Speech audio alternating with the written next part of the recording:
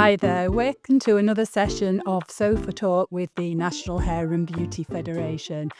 So today I've got a really fantastic guest. So could I ask you to introduce yourself, please? Yeah, thanks, Caroline. Thanks so much for having me. I am Jamie Mettyear. I am the Vice President of the NHBF, and I've also been a board member as well for the last 3 years.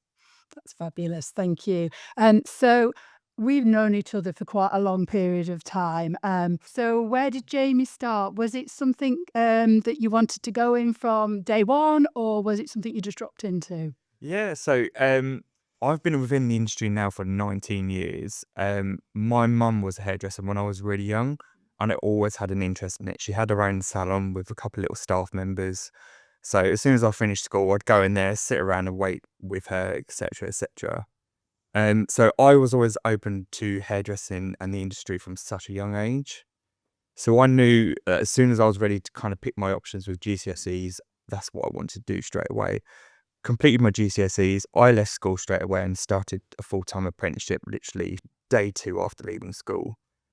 I was really privileged to have such a great training program with the salon that I chose. I managed to go straight through. In your mum's salon? Not in the mad salon, no. She'd actually given up by this point. Right. She'd gone into other careers. She actually waved me off of the industry. Yeah. I said, don't do it. But I was adamant that I wanted to go into it, and I knew deep down that I had a passion for it straight away. Yeah. And I knew I had a natural ability to be able to talk to people, be able to do something with people's hair. So I went straight into my apprenticeship, progressed onto level 3, and I was at this salon for 10 years, and I was so privileged to have such great training. And that's how it all developed. Yeah, I think there's nothing finer than like learning the skill on the job. Yeah. And I think that's one of the real good things about apprenticeship. And I know me, I started off in full-time college, and then I went on work placement, and then went on, I'm older than you, I was a YTS girl, not apprenticeship, but it's like the pre-apprenticeship program. But it really does bring you on really quickly as part of that. I got to ask the question, because in hairdressing, I know when I started my apprenticeship YTS, there wasn't a lot of guys on my program. Was it the same for you? Yeah, very much the same. It was that typical situation. We was really fortunate. In our school, at secondary school, we had a vocational centre. And there was a hairdressing salon upstairs that we could do level 1 in. Fabulous. Really, really good Yeah. for people to get in within the industry. But the downside to it was, to get to that salon, you had to go through mechanics and builder works, Wow. which is very obviously stereotypical Yeah. heterosexual guys. And I remember I was walking along with the girls, going straight upstairs into the hairdressing salon, and there would be comments following it. There would be obviously looks up and downs.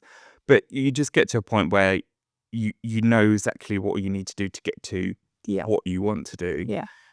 So in the beginning, it was a tough situation, but you knew what you had to do to get through it. Yes. Yeah. Yeah.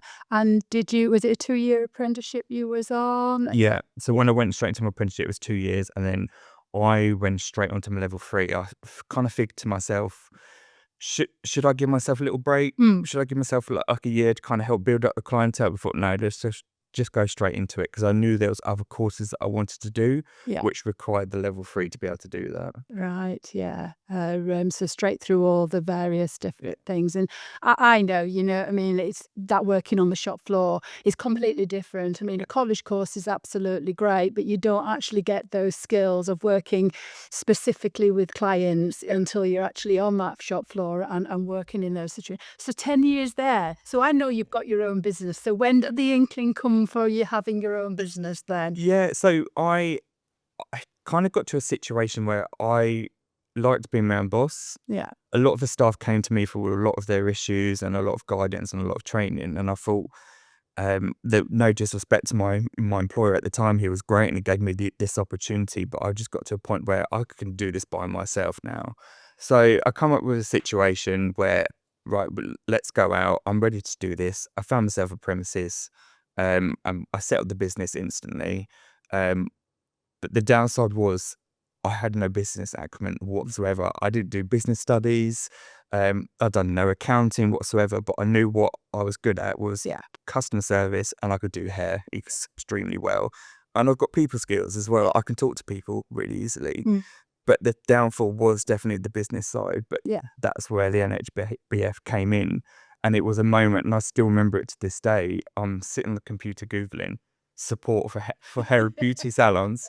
And NHBF was literally number one on the search. Straight reading through it, sign up straight away. Yeah, I think that's one of the real good things about our industry is that you can be an entrepreneur at a very, very young age. Do you know what I mean? And if you've got that passion for the industry and you've got the passion to support your clients, because nobody comes into the hair and beauty sector if they're not people well, are they? As part of that, that's the whole point. I think for me, that was one of the things that I loved about being in the salon was just the customers, the stories, and the various different things. And you're almost like a mentor to them, advice, guidance, all that side of things. And you're absolutely right. People come into the industry because they're very good at what they do. They enjoy what they do, but the business side of it is the bit that takes the bit of a back step. And that's why we always say we're the safety net for businesses, because we can, provide all that support and all that stuff that you need to support the business. Well, you can concentrate on doing what you love, which is, a hair and beauty sector side of it. So how long have you been and had your business now? So business coming up to 9 years. We started off with just 5 of us employed. And now 9 years on, there's 22 of us in one salon, and then there's 12 of us in the second location. So there's 2 locations now. And the business just continues to grow. We've had hurdles like everybody else within the industry.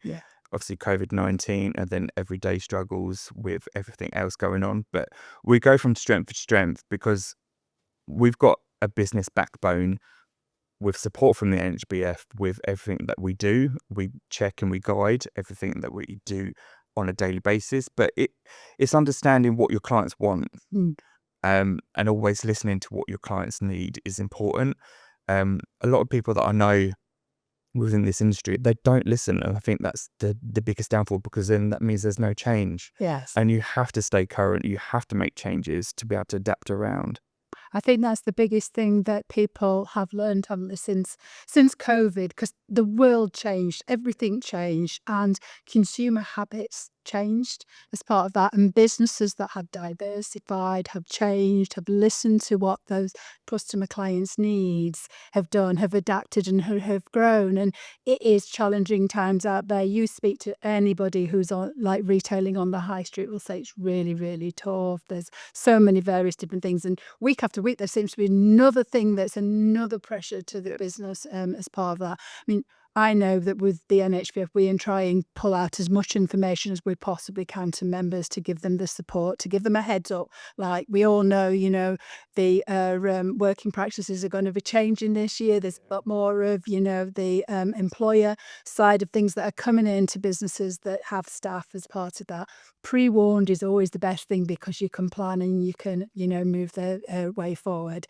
But I know from you in particular about growing your own talent is one of the key things. We spoke about it, time before.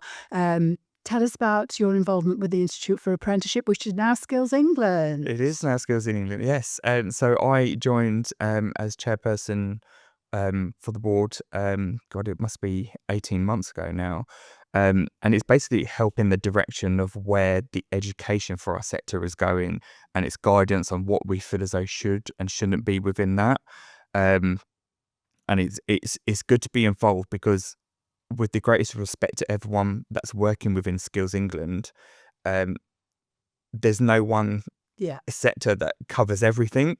Everywhere is so different, and we know that our industry is so completely different to the likes of construction, as an example, that it's important to make sure that they're separate and that everyone's got the different areas of how they're operating. Yeah. I mean, for me, anybody who knows me, they knows education and training is my passion. I've been very lucky to be involved in apprenticeship for the last 20 years on the development side of things. But when you get civil servants that perhaps not even been in a hair and beauty salon, I mean, that's quite frightening, but it is. There's people that are actually doing and developing these courses. And that's so important why people like yourself all around the table that are actually working on the shop floor that go, actually, it doesn't work like that. In a hairdressing salon. Yeah, it's quite enlightening because exactly like you said, they don't realise what the whole situation is. Like, why do you not need that? And until you sit there and explain, and they are open to interpretation of as to why that needs to be changed or taken out or something needs to be added. But for someone that is on the shop floor still operating and employing apprentices as well, it's really important that we do get involved, we do have our say, and that they are listening, and they are good at listening, and they are good at changing that as well. Yeah, well, this is, changing our talent for the future, isn't it? So it's so important to get it right. And I know, I mean,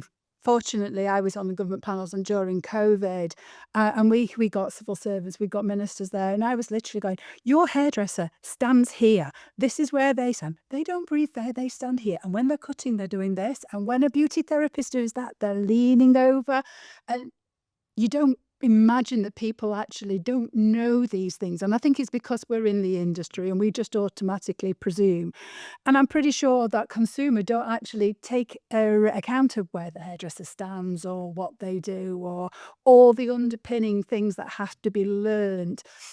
I think this is one of the things that really cascades for me with our Respect Our Sector campaign, because I think Joe Public out there do not understand how long it takes to become a hairdresser, a very proficient hairdresser that's very skilled. And actually, what you're paying for is that years of experience and that expertise. And that's the difference as part of that. So as an individual coming into the sector, whether that be hairdressing or beauty, you spend years and years honing your skills and making sure you've got it right. And it comes down to you get what you pay for. Yeah, absolutely. Really, really. I'm a massive believer of that. I think no one realises the magnitude of what's involved to get you into that qualification and how good you are. I mean, I'm 19 years of in the career, and I'm 19 years of education and 19 years of knowledge. Yes. It's incredible what you can soak up within that amount of time. But the biggest thing, which I think works perfectly for Respect Our Sector, is do not underestimate a hair or beauty appointment. Yes. It's not just about hair. It's about having that confidence, having that relaxed atmosphere with that one single person that you can know that you'll be absolutely fine with. A lot of my clients say to me at the end of their appointment, oh, the hair is just a byproduct of what I've come in for. It's just a general catch-up or guidance on anything. So don't underestimate what an appointment can do. Absolutely. And I say that's one of the things is that we're the hub of the high street. Do you know, I mean, if you hadn't got a hair salon, a beauty salon, an aesthetic clinic on the high street, what have you got? You maybe have got a couple of bookmakers, maybe a corner shop, definitely charity shops, definitely loads of charity shops. But I think for me, it's about that personal side of things, exactly what you say. It's about being a confidant. It's about being, shared experiences. It's about, I know I was quite lucky when I was working, I was in the same business for 20 years. So I was a trainee in there. I ended up co-owning it. I've been managing it. I did all sorts of everything. And I had a apprentice, and she started off coming with a grandma, little sweeper upper. Then she started doing all the trolleys, and she used to organise all the rollers and everything. And then when she was at school, she came on work placement and came to the salon.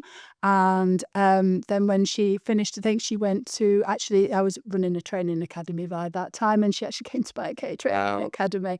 And then she opened up a salon in the village. You know what I mean? And you just thought, how fantastic that little 3-year-old has gone to have her own business now. She's got her own family now and everything. And I think that's one of the real good things about the industry is you can do that, and there is a lot of scope out there. But you're very right, education and training is absolute key, and it's one of the things that we're sort of saying is, respect the training, the education, the roots, and champion our sector, because we're a fantastic sector. Absolutely. We're needed.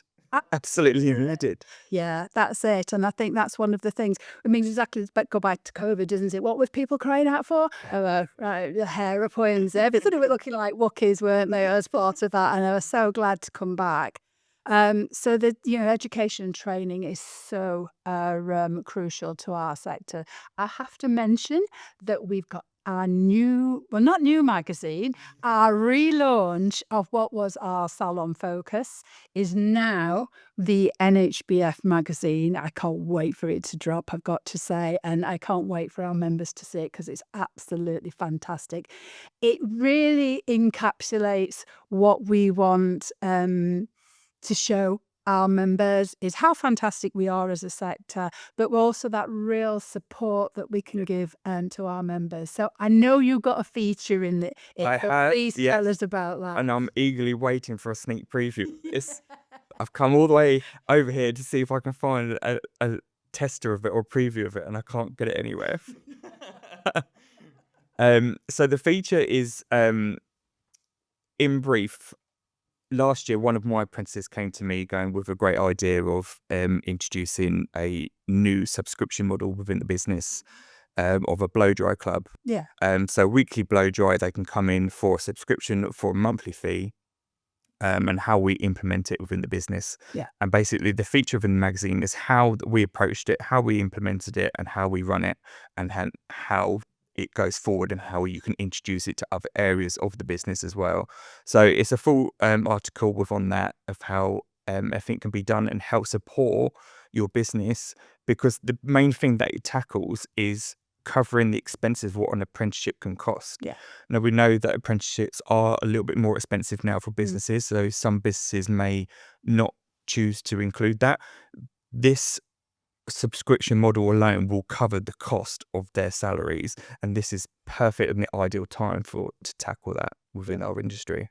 I think that's absolutely great. I've always been a great advocate of utilising your apprentices quickly or as soon as you possibly can, and not tying them to the sink. Yeah. Or, to teas and coffees and stuff. We've always worked with our insurance company and had what we call unit accreditation, which means that as soon as that apprentice has got that skill, then they're insured to do it. So that very much works with your club, because that's the idea of things. And I know salons are doing that. And you're absolutely right. The cost to a small and micro business on having an apprentice these days is a big chunk of money. Yeah. And I think for businesses, they have to look at, different ways of bringing that income back in. You have to look at it differently. You can't just look at them as an assistant and help and support other people. They are that alone, but you can see them as a revenue stream for a whole complete different set of customers coming through the door. And this is exactly what it tackles. It's opening up a column, get them clients booked in, get them money coming in, as well as being assistant as well. And you'll be surprised, because they're doing it on the job, they're learning so much quicker, they're around customers a lot better, and like you said, they're not just tied to the sink. Yeah, absolutely. And for me, when you're working in a salon, every day is a learning day, because every day it's a different client, it's a different thing. So actually working on the shop floor is CPD, is always training and education and side of things. And beauty have always really done this a lot more than hair. With beauty, generally what happens is a learner will get trained up on manicure, pedicure, facials. So that actually when they're coming into the business, they're already bringing an income stream in because of automatically doing services. So while they're actually learning and doing that, I don't think we've necessarily done that in hair before in the past, because generally a lot of businesses have gone, oh, well, we've already got a learner, so until they're fully qualified, I can't allow them on the shop floor. But the world's changed, hasn't it now? And the prices have changed. And I think you've got to maximise your staff that you've got in your business as part of that. Also, from that's a practical side of it, definitely. But it's important to listen to your staff members, whether they are brand new on the shop floor. I'm 19 years within my career. I've got great ideas. However, a 16-year-old coming into the business will have also great and enthusiastic ideas. And it's important to listen to that. And it was one of my assistants that came to me with this idea. Oh, how can we do this? How can we bring this into the business? So then it was my opportunity to turn it around and then implement it. So the key thing that I've taken away from it is listen to every single one of your staff members, because everyone's got great ideas. the younger generation are on their phones constantly, so they're seeing it's current all the time. Absolutely. I don't have the time to sit on my phone and do that. They have. So which is why it's important to listen to what they're seeing and what they think should be good. Yeah, I think for me, I know businesses are struggling to take on apprentices, and they're thinking about the costs. And when you're taking on a young person into business, you are taking that gamble on that person. You really, really are. But the thing is, it's about, the benefits. And I've spoken to some of our members that have gone, oh, I don't know what to do on this social media, Vark. I just give it to my learner, and they've done all these fantastic things and stuff like that. And they've learned from each other. So there is win-win situations on being able to take that gamble forward. And there is so much positive things of having, an apprenticeship in the business and having that apprentice as part of that. So that's been really, really fantastic. I would say to anybody, come and have a look at our new magazine. Absolutely. National Hair and Beauty Federation, as we said before, we are the safety net for business. So we have oodles of support. There's a new guide that's coming out on apprenticeships. So we've got all that. We have loads of blogs. We have loads and loads of information that'll give you that. We've got stuff that's specifically for members. We're a membership organisation, but we're also a community organisation as well. So we have got information out there for the wider community. It's been fantastic speaking to you today. Thanks so much for having me. It really, really has. And I would say to everybody out there, like us, share us. This is how we get all the information out there. This is how we share good practice. But this is, more importantly, how we share how fantastic our sector is. Absolutely. And everything that's involved and everything that we do for our members and for also the industry as well. Yeah. So like, share. Speak to you soon.